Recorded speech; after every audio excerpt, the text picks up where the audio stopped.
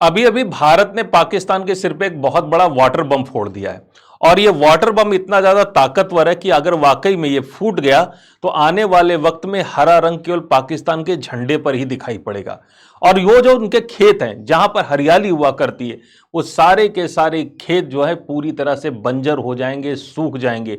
पाकिस्तान में गरीबी और जो अनएम्प्लॉयमेंट है उसकी मात्रा बहुत ज्यादा बढ़ जाएगी, बहुत सारे लोग बेरोजगार होंगे। आटे की कीमतें जो भी अभी फिलहाल वक्त में जो चल रही हैं उससे 1000 गुना महंगा कीमत पर आटा बिकना शुरू हो जाएगा। यानी पाकिस्तान की आवाम को बहुत ज्यादा दिक्कत होने वाली है अगर ये प्रोजेक्ट पूरी तरह से सक्सेसफुल हो गया तो। और इंडिया करने क्या जा रहा है इस प्रोजेक्ट से, ये बड़ी चिंता की बात है पाकिस्तान के लिए खासकर। भारत इस बार पाकिस्तान का पानी बंद करने जा रहा है और टोटी जो है नल की उसने पूरी तरह से ऐंठ दी है। पानी बस बूंद भर पानी ही अब की बार पाकिस्तान जा रहा है, क्योंकि अभी तक भारत जितना भी कुछ काम करता था, जो भी पानी पे नदियों पे बांध वगैरह बनाने का काम करता था वो अपनी नदियों पे करता था। इस बार भारत ने एक कदम आगे बढ़कर एक ऐसा काम किया है जिसकी वजह से पाकिस्तान हिल गया है। और वो काम क्या हुआ हुआ ये है कि जो एक नया तरह का प्रोजेक्ट भारत लेकर आया और वो है द चेनाब ब्यास लिंक। सुनने में बड़ा आसान सा नाम लग रहा है कि चेनाब और ब्यास और लिंक जैसा कुछ प्रोजेक्ट है, इसका क्या ही इंप्लीकेशन होगा, क्या ही असर पड़ेगा। लेकिन अगर असर आप जानेंगे तो आपके सुन के होश उड़ जाएंगे कि पाकिस्तान का इतना ज्यादा बुरा हाल होने वाला अगर ये प्रोजेक्ट पूरी तरह से कामयाब हो गया तो ये इस प्रोजेक्ट में होना क्या है कि एक नदी है हमारी जिसका नाम है चेनाब। चेनाब नदी में गर्मियों के मौसम में पानी की मात्रा बहुत ज्यादा बढ़ जाती है क्योंकि यहां पर बर्फ पिघलती है। चेनाब नदी इसके दो हिस्से हैं, एक नदी को कहते हैं चंद्रा, दूसरी का नाम है भागा। तो ये प्रोजेक्ट जो है चंद्रा नदी पर, जिसकी एक सहायक नदी उस पर बनाया जा रहा है। चंद्रा नदी की खास बात है कि ये नदी जो है ये सर्दियों के टाइम में जम जाती है, लेकिन जब गर्मियों में आइस मेल्ट होना शुरू होती है तो इसमें जरूरत से ज्यादा पानी आ जाता है। और ये पानी बह के जाता कहां है?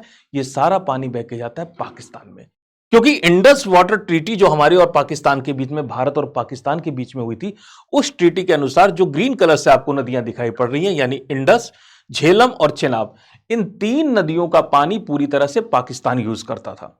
जबकि नीचे जो आपको सैफ्रॉन कलर में नदियां दिखाई पड़ रही, सतलज, ब्यास और रावी, इन नदियों का पानी भारत यूज करता था।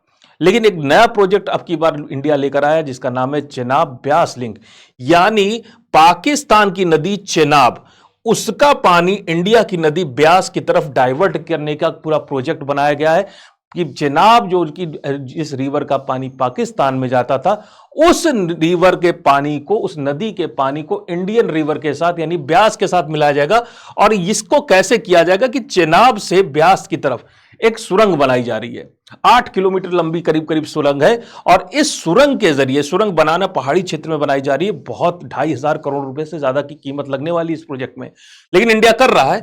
और इंडिया की कोशिश जो ये सरप्लस पानी जो पाकिस्तान की तरफ जा रहा है चेनाब के जरिए, तो चेनाब का पानी ब्यास में, और एक बार हमने पानी ब्यास नदी में उतार लिया तो ब्यास नदी से ये पानी जो है सीधे, क्योंकि ब्यास नदी आती है पंजाब में, पंजाब में ब्यास नदी आती है और सतलज नदी से मिल जाती है। एक जगह है हरी के बैराज, हरी के बैराज जो कपूरथला पंजाब में स्थित एक जगह है, वहां पर ये नदियां दोनों मिलती हैं, वहीं पर हमने बांध बना रखा है, बैराज बना रखा है। एक बार ये नदी का पानी, सरप्लस पानी जो पाकिस्तान की तरफ जा रहा है, वो हरी के बैराज में पहुंच गया तो उसके बाद भारत का कंट्रोल पूरा इस पानी पर आ जाता है और भारत इस पानी को डाइवर्ट कर देगा इंडिया की सबसे बड़ी नहर में जिसका नाम है इंदिरा गांधी कैनाल। अब इंदिरा गांधी कैनाल कहां जाती है, आपको सुनकर बड़ी खुशी होगी अगर आप भारतीय हैं तो। ये इंदिरा गांधी कैनाल जाती है राजस्थान में, और राजस्थान की सबसे बड़ी और इंडिया की सबसे बड़ी नहर है ये। तो जिन जगहों पर पानी की कमी है, राजस्थान, हरियाणा, पंजाब और बहुत सारा हिस्सा दिल्ली जो कि इसकी डाइवर्जन के द्वारा सप्लाई होगी, इन सब क्षेत्रों में पानी की मात्रा अचानक से बढ़ने वाली है। एग्रीकल्चर को बहुत ज्यादा एक इंपीटस मिलेगा, बहुत ज्यादा पुशअप मिलने वाला है। और इन एरियाज में जो हम कह सकते हैं इंडस्ट्रीज, जो वाटर बेस्ड इंडस्ट्रीज हैं, जहां पर पानी की जरूरत ज्यादा है, जैसे टेक्सटाइल है, जैसे लेदर है, इस तरह की इंडस्ट्रीज की ग्रोथ अचानक से होना शुरू होगी। जो चीज अभी हम गुजरात में देख रहे हैं कि वहां पर सरदार सरोवर डैम के बनने के बाद वहां पर इंडस्ट्रीज ढेर सारी नई नई पैदा हो रही, उसी तरह के इंडस्ट्रियल क्लस्टर्स इस एरिया में पैदा होने लगेंगे और ये गोल्डन लाइन बनकर तैयार होने वाली है भारत की। तो भारत का यह सोचना है कि किसी भी दुश्मन देश को भारत की तरफ से उत्पन्न हुआ पानी उसके पास जाना नहीं चाहिए, चूंकि इंडस वाटर ट्रीटी यानी सिंधु जो जल समझौता था पूरी तरह से रद्द घोषित कर दिया गया भारत की तरफ से। अब लगभग इसके कोई वैल्यू नहीं रह गई है, तो पाकिस्तान चाह कर भी इसमें कुछ भी कर नहीं सकता है।